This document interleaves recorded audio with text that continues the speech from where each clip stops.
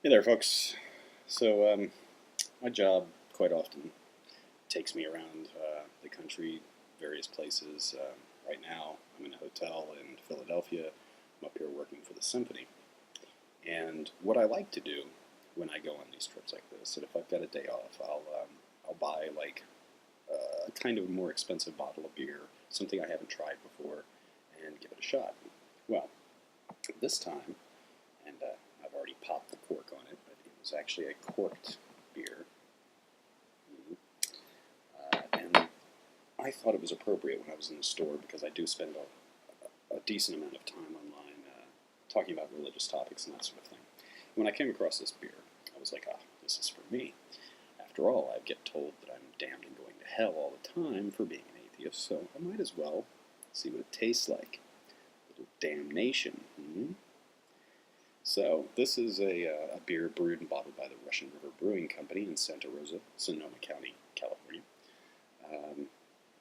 And they actually have a definition of damnation on the back. If you can see that, if it's clear, I don't know if it's focusing on it. But it says, the act of damning, the state of being condemned to eternal punishment in hell. Now, one of the things I liked about this particular beer is it is carbonated in the bottle. And what that means is normally most beers are carbonated through a method called forced carbonation. They're injected essentially with compressed CO2, and that's what gives them their carbonation. Now, the other way to do it is during the brewing process, you have your yeast, you have your sugar. The yeast then converts that sugar into alcohol.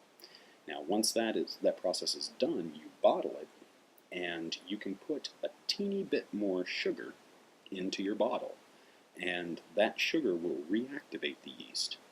You cap the bottle at that point, and the yeast is still going to do its thing. They release gases when they eat, basically, the sugar. And those gases being trapped is what causes the carbonation. And it actually leaves a thin sediment on the bottom of the bottle, which you probably can't see. I can see it, but of the actual spent yeast cells, which you don't get in forced carbonation processes. But it does impart a unique flavor in most cases. And this particular one, I've already poured myself a little glass.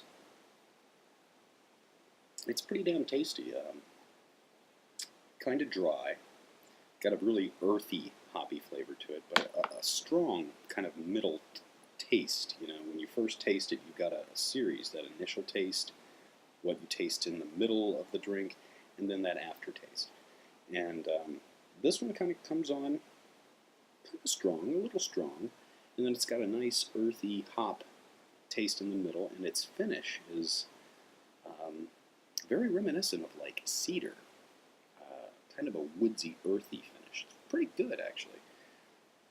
But anyway, I picked it up because it was damnation, and that just tickled me at the time. It's this little shop right around the corner from the hotel I'm in. Now, just to bring up a topic, though, so that this video isn't entirely about beer, I was talking with some people earlier